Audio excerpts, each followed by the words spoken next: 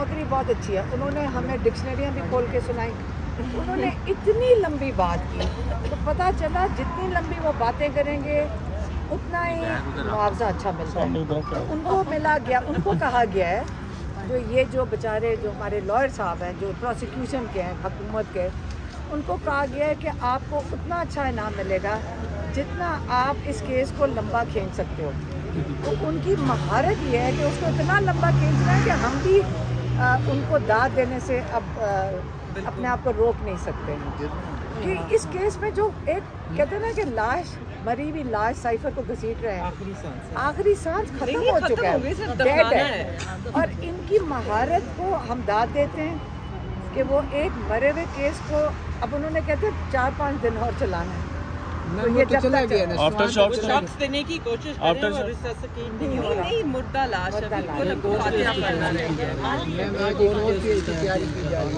तो इमरान खान ने कहा है कि आपने मुझे 10 साल भी रखना है तो रखें। इनके पास हर केस इसी तरह ही जाएगा और जुडिशरी जो है उनके ऊपर भी बड़ा प्रेशर है क्योंकि इस वक्त जुडिशरी के साथ ज्यादती ये हो रही है कि उनका भी मजाक हो रहा है कि वो इतना लंबा केस घसीटने के अंदर आपका ख्याल है बेचारे जजेस के ऊपर प्रेशर नहीं है कि आप एक इंसाफ देने का भी मजाक बना दें।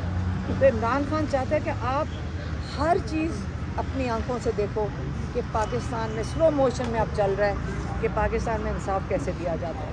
और क्या पता इसके बाद हम सारे फैसला करेंगे कि हम माफ़ी चाहते हैं बाकियों से जिनसे साथ आज तक बेइंसाफ़ी हुई है।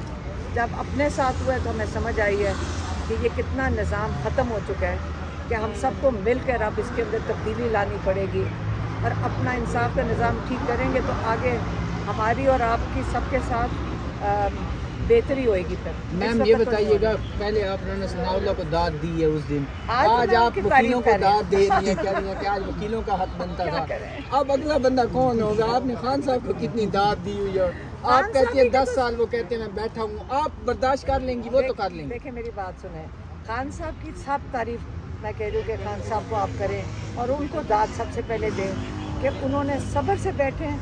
जब इन्होंने कहा डील की बात क्यों हो रही थी, डील की बात इसलिए हो रही थी कि वो चाहते थे कि इमरान खान बर्दाश्त नहीं कर सकेंगे। 200 केसेस हैं, ये कहाँ बर्दाश्त करेगा, 2 दिन नहीं है गुजारा करेगा। इमरान खान ने कहा मुझे 10 साल 90 साल जितने साल रखना है मैं कानूनी तरीके से आज़ाद दूँगा। अब इनको मुश्किल ये पड़ी हुई है जिन्होंने ये प्लान बनाया था, अव्वल तो जिसने ये स्क्रिप्ट बनाई थी उसको तो नौकरी से निकाल देना चाहिए क्योंकि उसने इतनी बुरी स्क्रिप्ट बनाई है कि हर स्क्रिप्ट उनकी फेल हो रही है। अब ये केस इमरान खान ने कहा जजेस के पास पहुंच गए, जजेस का दिल थोड़े कर रहा था ये केस उनके सामने आए, उनका दिल कर रहा था जल्दी डील हो और चले जाएं।